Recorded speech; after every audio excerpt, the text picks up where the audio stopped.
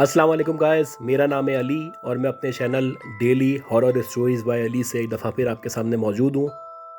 उम्मीद करता हूँ आप सब खुश हैं और खैरियत से हैं। तो प्लीज़ जिन लोगों ने अब तक मेरे चैनल को सब्सक्राइब नहीं किया वो इसको सब्सक्राइब कर लें,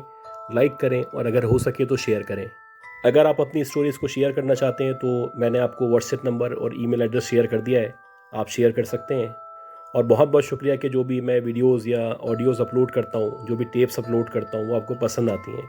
तो गाइस, आज की जो पहली स्टोरी है ये हमें भेजी है माजिद अली साहब ने और ये बताते हैं कि ये 1970-71 की बात है और इनकी जो मदर हैं वो मलीर हॉल्ट में रहा करती थी। इनकी मदर बताती हैं कि इनके एरिया में एक लड़का रहा करता था, अब्दुल्ला। और वो जो अब्दुल्ला था उसकी जो नेचर ऑफ जॉब थी वो इस तरह की थी कि वो रात में 1-1:30 बजे वापस आया करता था। उस दौर में तकरीबन ये आधी रात कहलाती थी और इतनी लेट नाइट आमतौर पे लोग जागा नहीं करते थे। बहरहाल ये बताती हैं कि वो जो लड़का था वो शुरू से ही थोड़ा सा चुलबुला था, शरारती था और इस तरह की एक्टिविटीज़ में इन्वॉल्व रहा करता था। खैर, हस्ब मामूल रात के तकरीबन 12:30-1 बजे का टाइम था और वो अपने घर की तरफ आ रहा था। अब इस दौर में ही आज तक मलीर हॉल्ट के अंदर काफ़ी सन्नाटा हुआ करता है। उस दौर में आप अंदाज़ा लगा सकते हैं कि किस किस्म का अंधेरा होगा और कितना वीराना होगा। खैर, बहरहाल वो आ रहा था और अपनी मस्तियों में था और देखते ही देखते उसकी नज़र पड़ी तो उसने देखा कि रोड पे एक खूबसूरत लड़की खड़ी हुई है जो तैयार हुई भी है और बाकायदा ऐसा लग रहा है कि शायद उसने किसी दुल्हन का ड्रेस पहना हुआ है। अब ये बताती हैं कि जो लड़का था वो वैसे तो बहुत अच्छी फैमिली का था और उसने कोशिश की कि वो इस लड़की को इग्नोर कर सके, नज़रअंदाज कर सके और आगे बढ़ जाए। लेकिन एक शैतान था जो उसके दिल में मौजूद था और उसने हस्बे मामूल ऐसे ही किया कि आगे गया और आगे से मुड़ के वापस आया। जब वापस आया तो वो लड़की वहीं खड़ी हुई थी और उसको देख के मुस्कुरा रही थी। ये बताता है कि इतनी हसीन और जमील लड़की मैंने कभी नहीं देखी थी। बहरहाल जब मैंने उसको देखा तो मैंने उससे पूछा कि आप इतनी रात में यहाँ पे क्या कर रही हैं, आप कहाँ जाना चाहती हैं? तो उस लड़की ने कहा कि मैं आपका ही इंतज़ार कर रही थी और अब आप आ गए हैं तो आपके साथ बैठ के बातचीत करूँगी, मैं आपके साथ वक्त गुजारना चाहती हूँ। बहरहाल जब उसने ये बात सुनी तो वो हैरान हो गया। जाहिर सी बात है कि वो पहचानने की कोशिश करता रहा कि ये लड़की मुझे कैसे जानती है और इतने एतमाद से उसने कैसे कहा है कि मैं आप पर ही वेट कर रही थी। लेकिन क्योंकि एक लड़का था और हस्ब आदत इसने फिर बात से बात निकाली और बात से बात होती चली गई। फिर वो जो लड़की थी वो इसके बैकग्राउंड, इसकी फैमिली और इसके फैमिली मेम्बर्स तक के बारे में बात कर रही थी। ये लड़का बड़ी कोशिश कर रहा था कि किसी भी तरह उस स्टेज तक पहुंच जाए कि उसको पता चले कि ये लड़की है कौन जो मेरी फैमिली, मेरे बैकग्राउंड, मेरे घर वालों के बारे में इतना कुछ जानती है। काफ़ी देर तक वो लड़का उससे बात करता रहा और किसी नतीजे पे ना पहुंचा। बहरहाल उसकी बातें इतनी महसूर कुन थी और इतनी मअतर थी कि उसका दिल ही नहीं चाह रहा था कि वो उस लड़की को छोड़ के कहीं आगे जाए या कुछ और सोच सके। वो बहरहाल कोशिश करता रहा कि बात से बात निकलती रहे और इसी तरह ये बात कभी ख़त्म ना हो। और ऐसा ही हुआ कि वो बात करते गए और बात करते ही चले गए। इसी तरह ये बताती हैं कि उसको तकरीबन 1 से 1.5 घंटा गुजर चुका था और उसकी समझ से बाहर था कि ये कैसा शहर है कि मैं उससे निकल ही नहीं पा रहा हूँ। मैं कोशिश भी करता हूँ, सोचता भी हूँ कि मैं घर चले जाऊँ, लेकिन फिर कोई ना कोई बात ऐसी होती है कि मैं उसके पास रुक जाता हूँ, उससे बातें करना शुरू कर देता हूँ। बहरहाल इसी दौरानिए में 2 से 3 घंटे गुजर गए और तकरीबन 4 बज गए। अब इसके घर वाले भी फिक्रमंद थे कि ये अब तक क्यों नहीं आया है और ये ख़ुद भी सोच रहा था कि देर काफ़ी हो चुकी है। बहरहाल अब इसने जैसे ही उस लड़की से बहाना किया कि मैं अब चलता हूँ, तो उस लड़की ने कहा कि नहीं, अभी आप रुक जाएं। ये बहुत हैरान था कि ये कैसी नामहरम है कि ये मुझे जाने ही नहीं दे रही। मैं तो उसको नहीं पहचान पा रहा, लेकिन ये मेरे बारे में सब कुछ जानती है। अब तक की जितनी भी बातें हमारे दरमियान हुई थी उसमें कोई एक पहलू ऐसा नहीं था कि जिससे पता चल सके कि ये लड़की मुझे कैसे जानती है। सवालात थे कि इसके जहन में जन्म लेते ही जा रहे थे और ये किसी नतीजे पे पहुंच नहीं पा रहा था। बहरहाल ये बताती हैं कि इसी तरह उस लड़के ने अब कहा कि मैं चलता हूँ, मेरे घर वाले वेट कर रहे होंगे, अगर आप रोज़ाना यहाँ पे होती हैं तो मैं कल फिर आऊँगा। لیکن وہ جو لڑکی تھی وہ کل پہ بضد نہ تھی، وہ تو کہہ رہی تھی کہ آج ابھی یہیں پہ رہیں اور یہاں سے نہ جائیں آپ۔ خیر بہرحال جب انہوں نے زیادہ اصرار کیا تو اس لڑکی نے کہا کہ ٹھیک ہے، آپ مجھے ذرا آگے تک چھوڑ دیجیے گا اور میں آپ کے ساتھ بیٹھ جاتی ہوں۔ یہ جو لڑکا تھا اب یہ بنیادی طور پہ ذہنی طور پہ تیار ہو چکا تھا کہ کسی بھی طرح اس لڑکی سے جان چھڑائے اور یہاں سے نکلے، کیونکہ بہت دیر ہو چکی تھی اور اس کو یقین تھا کہ گھر والے اب پریشان ہونا شروع ہو گئے ہوں گے۔ بہرحال وہ بتاتی ہیں کہ جیسے ہی اس لڑکے نے اس کو بائک پہ بٹھایا اور بائک چلانا شروع کی، تو بائک پہلے تو بالکل صحیح چل رہی تھی، اب آہستہ آہستہ اس کو احساس ہونا شروع ہوا کہ جو بائک ہے اس کے چلنے میں رکاوٹ پیدا ہو رہی ہے، اور جیسے جیسے یہ آگے بڑھتا چلا جا رہا ہے ایسا لگ رہا ہے کہ بائک پہ بہت کوئی بھاری چیز ہے یا وزنی چیز ہے جو موجود ہے، جو روک رہی ہے کہ بائک چل نہ سکے۔ یہ بتاتی ہیں کہ جیسے ہی یہ قبرستان کے قریب پہنچا، وہاں پہ ایک قبرستان بھی موجود ہے، تو جیسے ہی یہ قبرستان کے قریب پہنچا تو وہاں پہ ایسا لگ رہا تھا کہ اس کی بائک بند ہو گئی ہے، اب چلنے سے اس نے انکار کر دیا ہے، یہ مزید نہیں چل سکے گی۔ اور ایسا ہی ہوا کہ آخر میں یہ ہمت ہار گیا اور اس نے بائک روکی اور اس نے سوچا کہ جو پیچھے خاتون بیٹھی ہیں ان کو میں بولتا ہوں کہ آپ یہاں سے اتریں، اب مزید یہ بائک چل نہیں پا رہی ہے۔ سامنے قبرستان موجود تھا اور اس کے بعد جیسے ہی انہوں نے سوچا کہ میں ان سے کچھ بولتا ہوں، اس کے بولنے سے پہلے وہ جو عورت تھی وہ اتری اور قبرستان کے سامنے ایک قبر کے پاس جا کے کھڑی ہو گئی۔ یہ بتاتی ہیں کہ یہ اتنا جلدی کیا اس نے کہ یہ جو بائک چلا رہا تھا لڑکا، اس کی سمجھ ہی نہیں آیا کہ کیا ہوا ہے۔ بہرحال اس نے جب اس عورت کو، اس لڑکی کو دیکھا اور اس سے پوچھا کہ آپ وہاں کیا کر رہی ہیں، تو اسی دورانیے میں اس نے دیکھا کہ وہ جو لڑکی جو بہت حسین خوبصورت لگ رہی تھی، دیکھتے ہی دیکھتے اس کی شکل بگڑنا شروع ہو گئی ہے، اور دیکھتے ہی دیکھتے اس کی جو شکل ہے وہ ایک بھیانک شکل میں تبدیل ہو چکی ہے، اور اس کی آنکھوں سے ایسا لگ رہا ہے کہ انگارے نکل رہے ہیں یا روشنی ہے جو اس کی دونوں آنکھوں میں سے نکل رہی ہے۔ جب اس نے یہ دیکھا تو اس کو اندازہ ہو گیا کہ یہ غلط چکر میں پھنس چکا ہے۔ اس نے بائک اپنی وہیں پہ کی، وہاں سے بھاگنا شروع کیا، زور زور سے آیت الکرسی پڑھنا شروع کی۔ یہ بتاتی ہیں کہ یہ تقریباً آدھے گھنٹے تک بھاگتا رہا اور اس کو یہی احساس ہوتا رہا کہ کوئی اس کے پیچھے آ رہا ہے۔ فائنلی جب اس کا گھر آیا تو گھر کے قریب یہ پہنچا اور اس نے زور زور سے دروازے کو پیٹنا شروع کیا، اور جب اس نے دروازے کو پیٹنا شروع کیا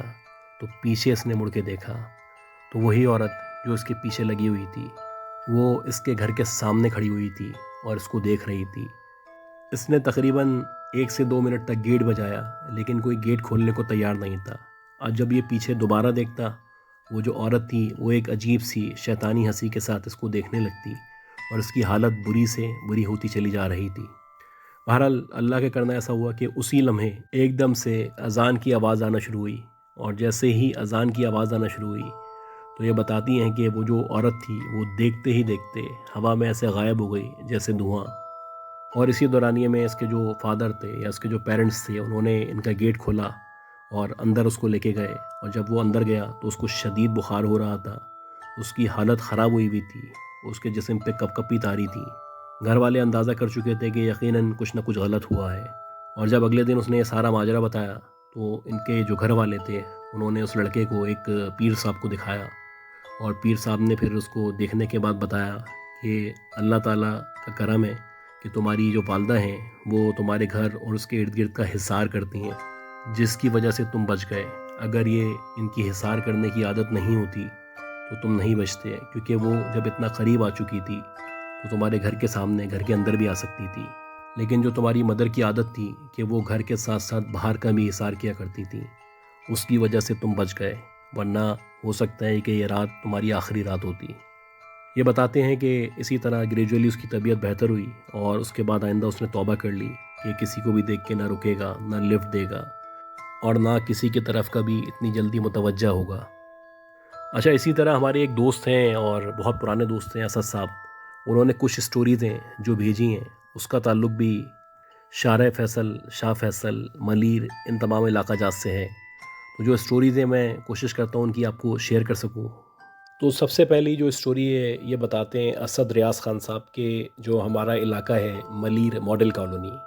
تو وہاں پہ 20-25 سال پہلے جس گھر میں یہ رہا کرتے تھے تو وہ جو اس کا اسٹرکچر تھا وہ اس طرح سے تھا کہ اس میں 3 کمرے موجود تھے،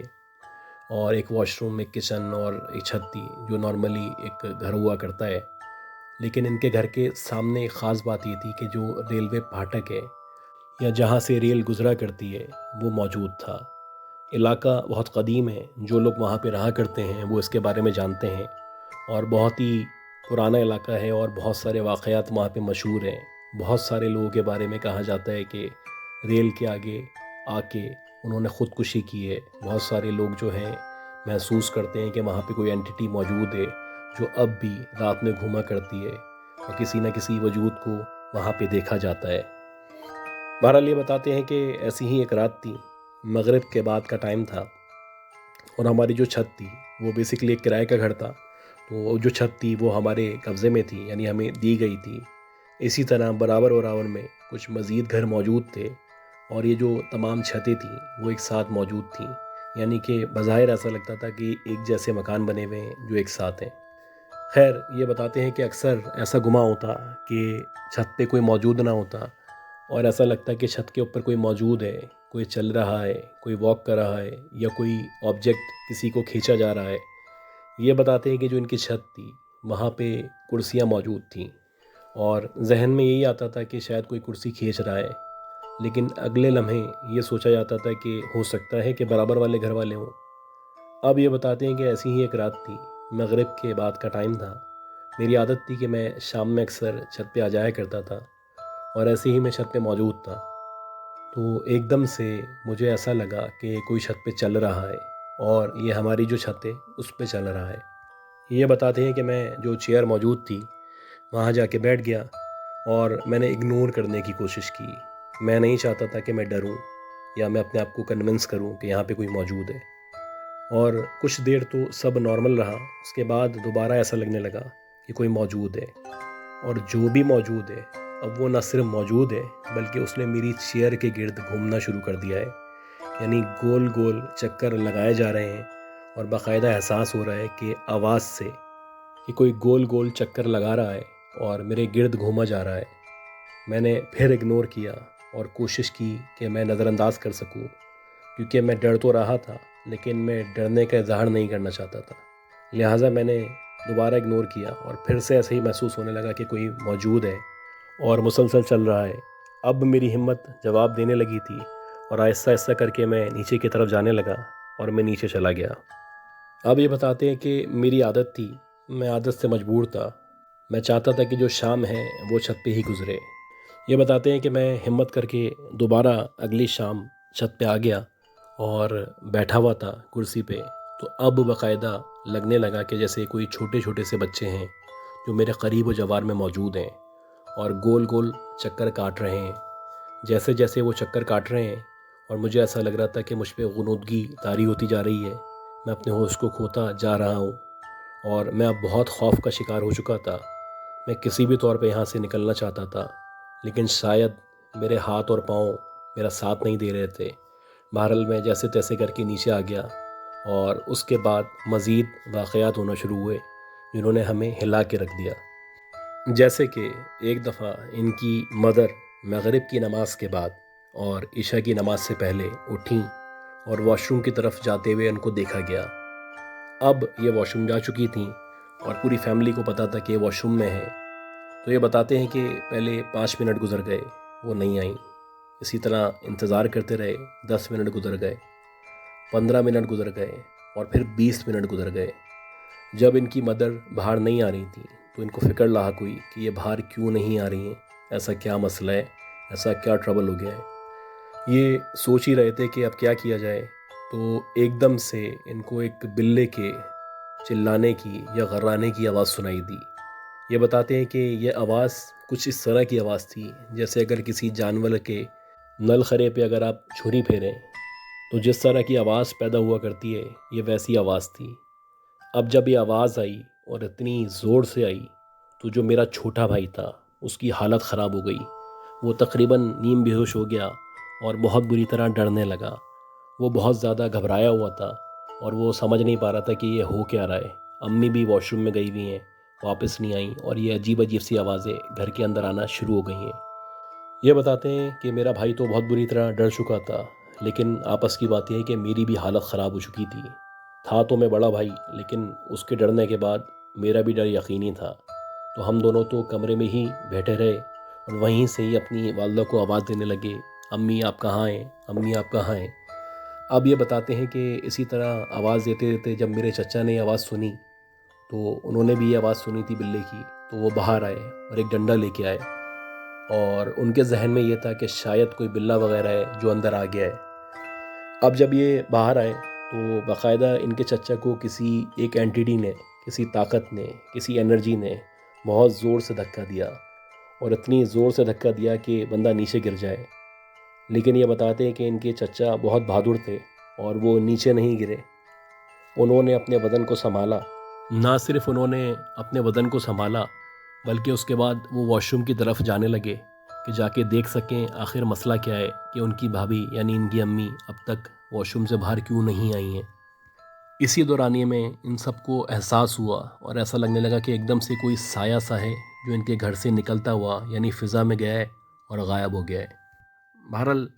جب انہوں نے واش روم کا گیٹ کھولنے کی کوشش کی تو وہ اندر سے لاک تھا۔ اسی دورانیے میں ان کی پھپھو کو بلایا گیا اور ان کی پھپھو آئی اور انہوں نے آ کے دیکھا، کوشش کی اور دروازہ ایک طرح سے توڑا۔ اس کے بعد جب انہوں نے جو اندر کے مناظر دیکھے وہ یہ تھے کہ جو ان کی والدہ تھیں وہ باقاعدہ بے ہوش ہو چکی تھیں اور واش روم میں گری ہوئی تھیں۔ یہ سب دیکھ کے یہ سارے کے سارے لوگ بہت پریشان ہو چکے تھے اور ان کی سمجھ نہیں آ رہا تھا کہ یہ سب کیا ہو رہا ہے اور کیوں کر ہو رہا ہے، اور لمحات کے اندر یہ سب کچھ ہوا تھا کہ آپ کو سنبھلنے کا موقع نہ مل سکے۔ یہ بتاتے ہیں کہ بہرحال جیسے تیسے کر کے ان کی جو مدر ہیں ان کی طبیعت بہتر ہوئی اور سان بحال ہوئے، اور پھر ہمیں اندازہ ہو گیا کہ یہاں پہ کوئی نہ کوئی ایسی اینٹیٹی موجود ہے جو ہمیں ڈسٹرب کر رہی ہے۔ اسی دورانیے میں یہ بتاتے ہیں کہ جو ان کے چچا تھے وہ ایئرپورٹ پہ جاب کیا کرتے تھے، اور ان کے جو گھر ہے ادھر آنے کے دو راستے تھے، ایک تو وہی تھا پھاٹک والا اور ایک بیک سائڈ کا حصہ تھا۔ ان کے چچا کے ایک بہت اچھے دوست تھے جو اکثر آفس سے آنے کے بعد ان کے چچا کے پاس آیا کرتے تھے، اور نہ صرف آیا کرتے تھے بلکہ ریگولر ان کے ساتھ بیٹھا کرتے تھے۔ وہ جو ایک بات ہوتی ہے نا کہ آپ کا بچپن کا دوست ہوتا ہے جس کے ساتھ آپ بیٹھتے ہیں، اٹھتے ہیں، گپ شپ کرتے ہیں، تو عادت تھی ان کو ایک دوسرے کی۔ اور آپ کو پتہ ہے کہ اتنا پرانا دور تھا تو موبائل ابھی پراپرلی موجود نہیں تھے، اور ایک انڈرسٹینڈنگ تھی کہ رات میں 9-10 بجے تک وہ آ جائے گا، میں اس کے ساتھ جا کے بیٹھ جاؤں گا، پھر باتیں کریں گے۔ آپ یہ بتاتے ہیں کہ ان کے چچا اپنے دوست جن کا نام آصف تھا ان کا ویٹ کر رہے تھے اور وہ نہیں آئے، تو ان کو پریشانی لاحق ہوئی کہ آج یہ کیوں نہیں آیا ہے۔ اب یہ باہر گئے، باہر دیکھنے لگے ان کو، تو اسی دورانیے میں جو ان کے دوست تھے آصف صاحب وہ یہ بتاتے ہیں کہ میں جب بیک سائڈ سے آ رہا تھا تو ایک پتلی سی گلی ہے وہاں پہ، جو وہاں پہ رہتے ہیں وہ اس کو کنفرم کریں گے کہ وہاں سے صرف ایک بائک ہی گزر سکتی ہے، بہت پتلی پتلی گلیاں ہیں وہاں پہ۔ تو جیسے ہی آصف صاحب اس پتلی گلی سے نکلے ہیں تو انہوں نے دیکھا کہ پھاٹک کے پاس وہاں پہ ایک شخص کھڑا ہوا ہے،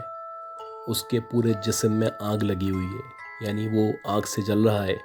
اور اس کے بعد وہ بار بار جیسے پھونک مارتے ہیں اسی طرح پھونک مار رہا ہے، اور جب وہ پھونک مار رہا ہے تو اس کے منہ سے بھی آگ نکل رہی ہے، یعنی سراسر آگ میں لپٹا ہوا کوئی شخص وہاں پہ موجود ہے جو ان کے دوست آصف نے دیکھا۔ اب یہ بتاتے ہیں کہ جب انہوں نے یہ سب دیکھا اور ان کی طرف آگ آتے ہوئی دیکھی تو بس اس کے بعد ان کو کچھ یاد نہیں ہے،